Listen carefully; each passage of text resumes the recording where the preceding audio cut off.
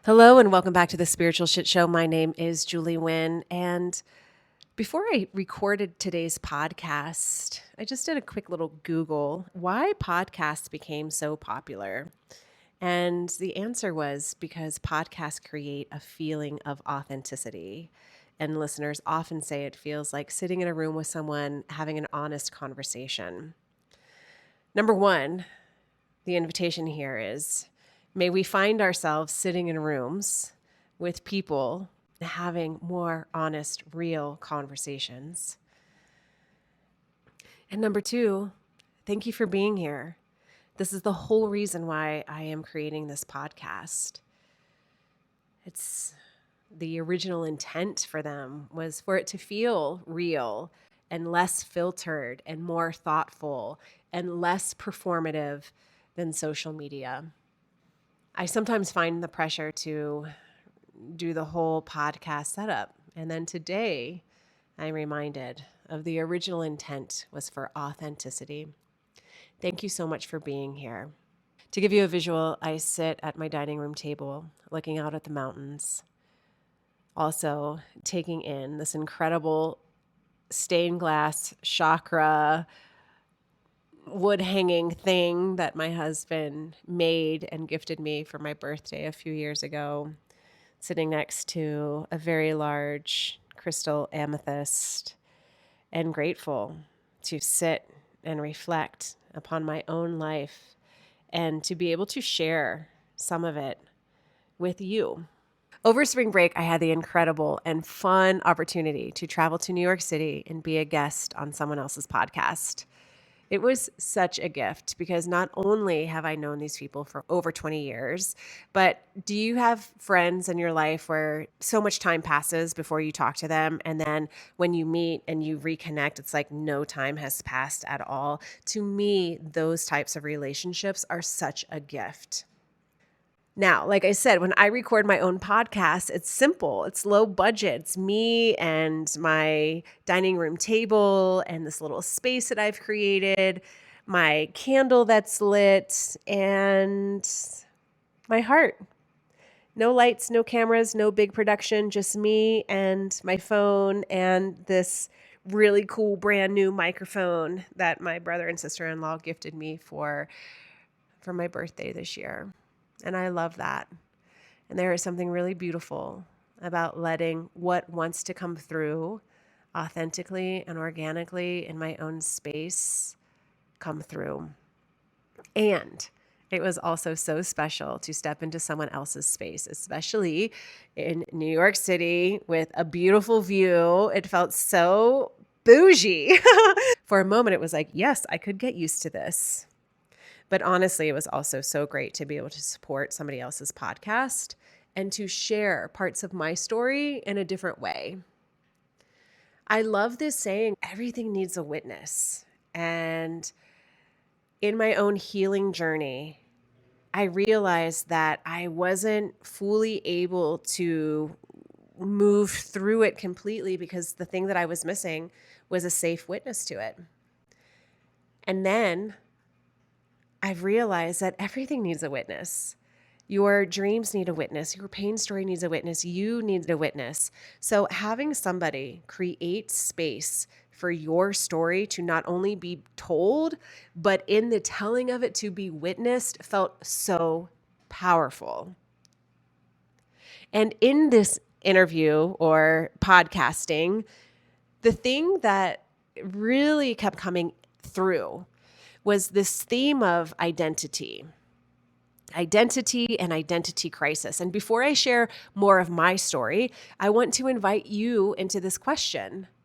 What identity feels most comfortable for you? Not necessarily the identity that feels most aligned, but the identity that feels most familiar. The role of mother, the role or the identity of the artist in the family or the black sheep of the family, or the identity of what you do, your work, the identity as a writer, the identity or role of that you're somebody who's always happy and so light filled, the identity or role, ...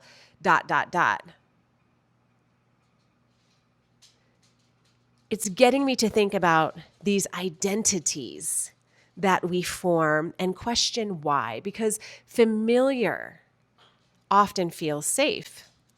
The labeling feels safe. I know for myself, when my original identity as dance teacher, studio owner was stripped from me, the question that I stumbled over time and time again, and still to this day, still hate answering, is the question of, what do you do?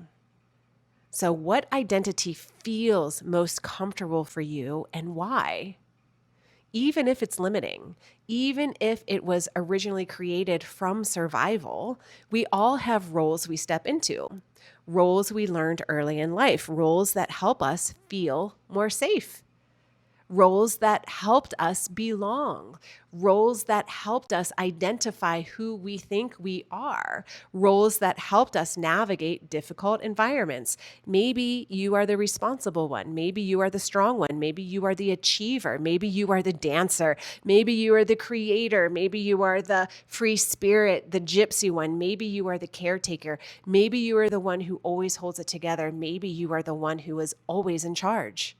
And sometimes those identities serve a purpose. And I would honestly say when those roles and identities are formed, they absolutely do serve a purpose.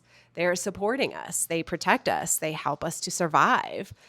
But every once in a while, it is powerful to ask, is this identity helping me survive?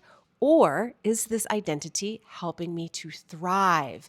Because sometimes the role that once protected you or allowed you to be may not be the role that expands you. So what do I mean by that? If you are the one who is always in charge, what would it feel like to let someone else take the lead? If you are always the strong one, what would it feel like to allow yourself to be supported? If you are always giving and managing and planning, what would it feel like to receive? If you are always doing, busy, what would it feel like to allow for a simple day to happen in your life, in your week, where nothing needs to be accomplished, nothing is planned? If you are always the responsible one, what would it feel like to play? Identity can create safety, but identity can also create limitation. And identity crisis is often the space where something new is trying to emerge. Before I began doing intuitive work, before coaching, before these podcasts, before my spiritual work, my entire, and I mean entire, adult identity was built around me as a dance teacher and a studio owner, and a very successful one at that. I opened my first dance studio when I was 21 years old with my business partner. And if you know anything about the dance world, it is not a very casual job. It is 7 days a week. It is long nights. It's your weekends filled with competitions. It is mentoring, it's choreographing, it is staff, it's families, it's emotions, it's people coming, it's people quitting, it's drama, it is everything. It is an all-in type of job. And truly, your entire family unit has to revolve around this business. It is very hard to find a very healthy work-life balance in the dance studio world. Maybe some people have accomplished it. I was unable to. And because I started so young, my entire adult identity was intertwined with being a successful dance studio owner. That was who I was. I was Miss Julie. It was my community. It was my life. It was my creativity. It was my purpose. It was my financial stability. It was my identity. I was Miss Julie. And during that time, life was expanding in beautiful ways. In my 30s, I met the love of my life. I got married. I had my daughter, not necessarily in that order. We bought a home, and I had so many dreams. In my mid-30s, I was at this space where I'm like, okay, I have worked and put in 16 years into this business. It needs to now begin to work for me. I have put in the time, the blood, sweat, tears into this. And now I finally, thank goodness, get to experience life on the other side. I get to be a mom. I get to be a wife. I get to feel what it feels like to create a home life for my family. I get to travel. I get to, because the work has been put into the business. I was financially stable. I had also all of these other dreams that I wanted to try on. I wanted to be the Oprah of dance. I wanted to support dance teachers and studio owners in creating more balance, more self-care, more sustainability. I knew that there was such a lack of nourishment and support in the dance world, and I wanted to be the one who was offering the conversation around how can we make this space better? How can we incorporate more self-care, more sustainability, more balance? Because what I saw in the industry was so many women pouring everything into their studios without receiving nourishment themselves. I also wanted to move through this idea. Owning a dance studio was just a heart-centered business that didn't make any money. I was curious about how we can actually be badass women and lead a heart-centered business and be making money. I wanted to host retreats. I wanted to write books. I wanted to be a motivational speaker. I wanted to create workshops. I wanted to help dancers build emotional resilience. Everything in my mid-30s felt so perfect and so aligned, and everything felt so expansive. And at the same time, the relationship between my business partner and I was becoming increasingly unhealthy. We were just growing in different directions, and the environment was becoming toxic, deeply destabilizing. And later, I was able to realize through many years of therapy that the relationship, my business relationship itself, was dancing in the pool of narcissistic abuse, financial abuse, emotional abuse.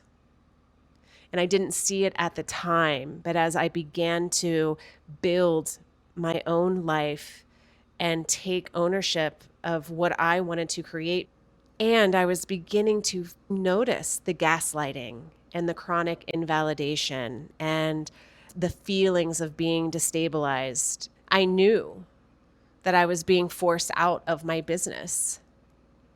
And when you are in an environment like that, you slowly begin to lose your sense of self. One of my beautiful qualities that I own is being stubborn. And I knew that I was being gaslit, and I knew that I was being forced out of my business. And so I dug my heels in, and I was committed to riding it out for as long and as toxic and as painful as it was going to be. I was not going to lose this battle. I was going to stay in my business. You cannot force me out. And I'm going to stay here until something shifts. And so for about a year and a half, every day was hard. I literally whipped out all of my coaching tools of gratitude and breath work and positivity and prayer. Oh my God, I've never prayed so much before in my life. And every day I was trying to maintain my sanity while also knowing deep down that this situation was not sustainable. And the more I began to grow, the more I began to set my boundaries, the more I began to say no, the more I began to claim my life, my husband, my daughter, my values, how I wanted my life to be, the clearer it all became. This environment, as it was not going to be able to hold the version of me that I wanted to become. And sometimes growth disrupts systems that rely on you staying small. Eventually, the writing was on the wall, and one day I walked into my business after 17 years. And as I turned around to turn on the music for our rehearsal, I very clearly heard Spirit say, "Enough." And it was like something took over me. And I turned around and I was like, oh my God, like this is my last day. Like I can't, like this is the end. This is the end. I've reached the end of the road. I can't do this anymore. And I was mindfully trying to figure out how I was going to do this. So I brought the kids together and I said, look, we're going to rehearse, but I want to tell you that this is my last day here and you have all of the tools that you need. And I am sure in hindsight, this all could have been handled differently. And I'm sure it was very traumatic for these students, which I do hold a lot of regret. And it was something like something was moving me. Something was saying, Julie, you cannot do this anymore. Enough. And so on a Wednesday, I walked into my business and I heard enough. And I walked out of my business and I came home and my sweet husband was like, hey, did you come home early? Or did you get off early? And I told him, no, I quit. And I didn't just like quit. I quit like I can't go back. Like I'm not going back. And I remember in that moment, I was able to hold such a deep sense of relief because it was a year and a half that I knew I was getting pushed out of my business. And so it was a year and a half of holding my ground and struggling every single day and grief. It was relief and grief at the same time. And when my friend said, oh my God, we heard what just happened. Number one, are you okay? And can we bring you anything? I said, I want chocolate cake and wine, which is such an odd request. But I was like, I feel like celebrating because this feels like for the first time in my life, I have finally said a big yes to myself, that I am no longer going to place myself in a position where I am literally just trying to survive in an environment that is never going to support me. And when I left, I lost everything. I lost my business, my community, my friends, my students, my financial stability, my structure, and I lost my identity. And if you have ever experienced identity crisis, you know how disorienting that can feel. The very first Saturday that I had free, that I wasn't at the dance studio rehearsing competitive numbers or I wasn't at a competition, I literally had no idea what to do with myself. So I pathetically swept my entire house for hours. And I remember doing it like, what am I doing?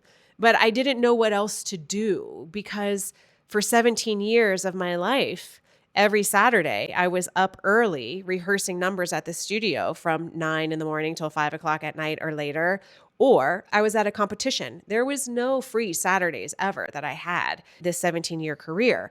So having a Saturday where I had nothing to do, I didn't know what to do. Who am I without this role of being Miss Julie? Who am I without the title of I own a dance studio?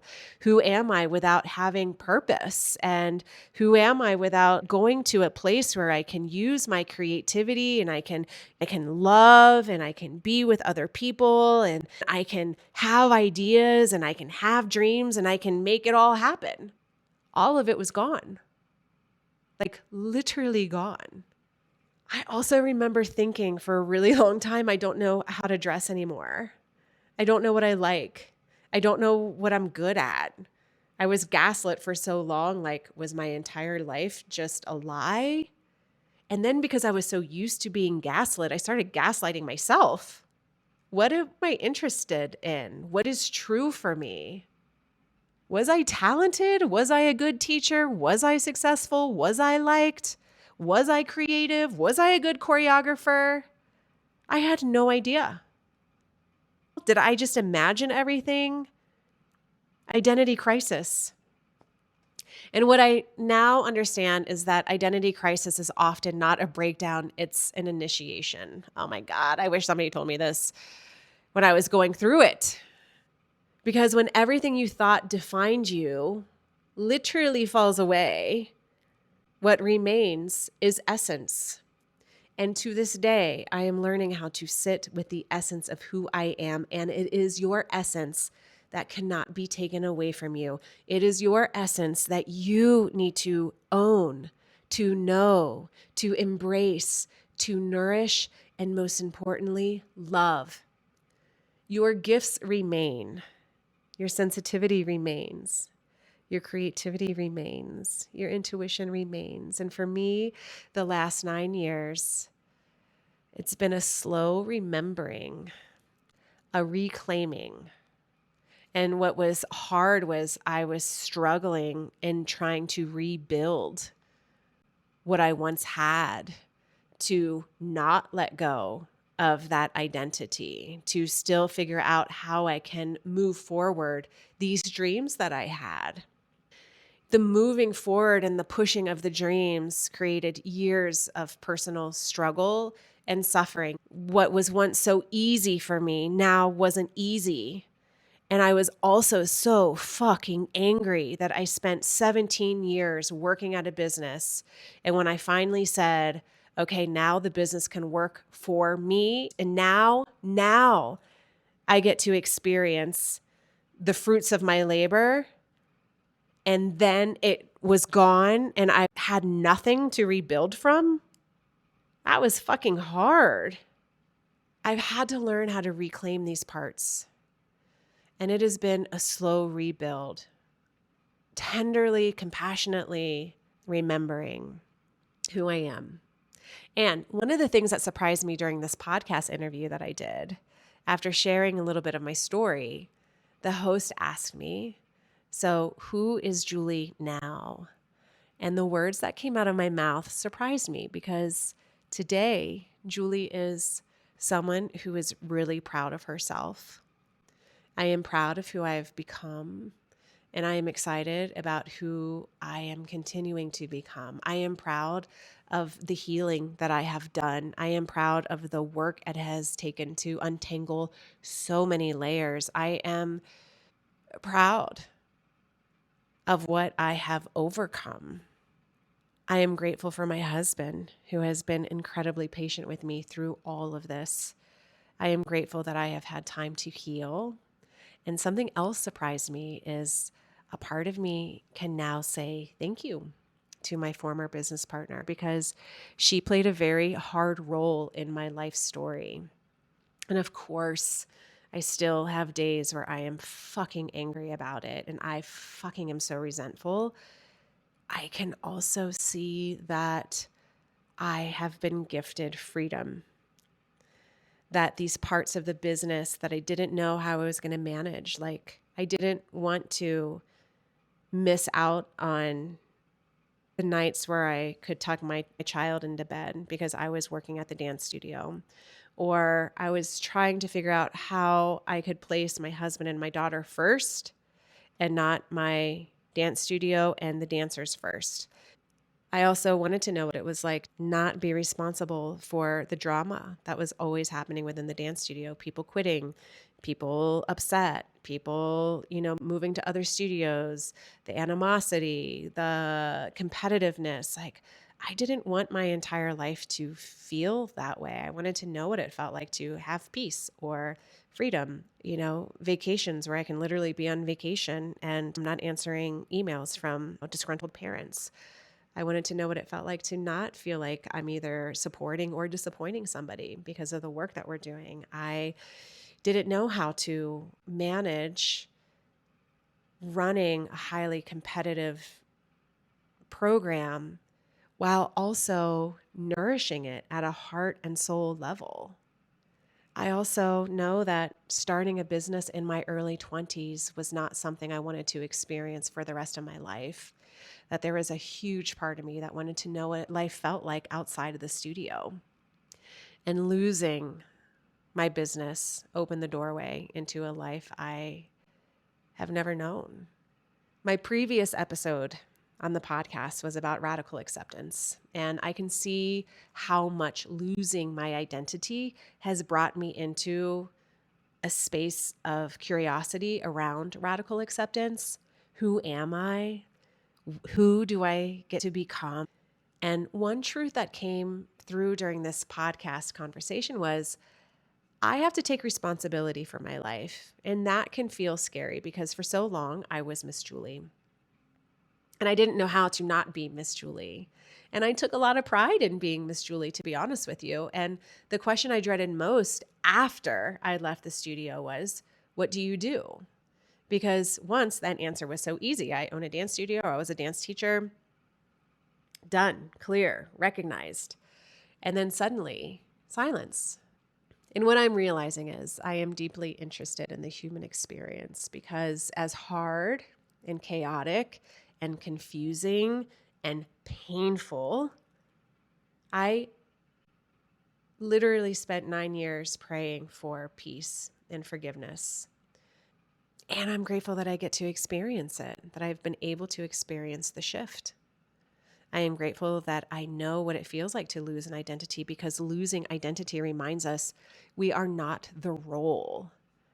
And now, after 9 years of healing, I can feel something else shifting. Yes, I still have my sad days. Yes, I still have my days where I am angry and resentful and pissed that I am starting all over, because it's been hard. It really has been hard. Nobody wants to start over in life. It feels like your life should continue to build. And I do miss so many parts of my old life. I miss having creativity constantly being woven in my day. I miss teaching so much. I miss being constantly in my body. There are so many parts of my old life that I miss and I've had to grieve. And what I'm realizing now is I have been healing and dancing with this identity crisis for 9 years. I am noticing that my brain is still scanning for what needs now to be fixed and healed, what needs improvement. I can feel that I am standing on a bridge right now, a bridge between healing and thriving, that I've released, for the most part, this identity of, well, I have released the role of dance studio owner, because that definitely is not my role. But I still do dabble as a dance teacher every once in a while. And for a long time, my main role was healing and transitioning from surviving to thriving. And I don't know if I have ever fully experienced what it's like to thrive. Even when I was in the dance world, even when I was a dance studio owner, there was still instability. There was still a lack of nourishment. There was still a huge, constant sense of survival. I did not come from a strong family foundation. I learned resilience early. I learned independence early. I learned survival early. And now, in my 40s, I am learning how to build a foundation for myself. And yes, sometimes that feels lonely. And sometimes I feel sad about that I did not come from a deeply rooted soil that naturally supported thriving. But something is shifting, because lately my mantra has been, I see the potential in myself. I see potential everywhere right now. My body has changed over the years. I am not dancing every day. I am sitting more, honestly. I sit here and I record these podcasts. I sit when I'm doing one-on-one sessions. I sit when I am writing or working on my website. I'm creating in a different way.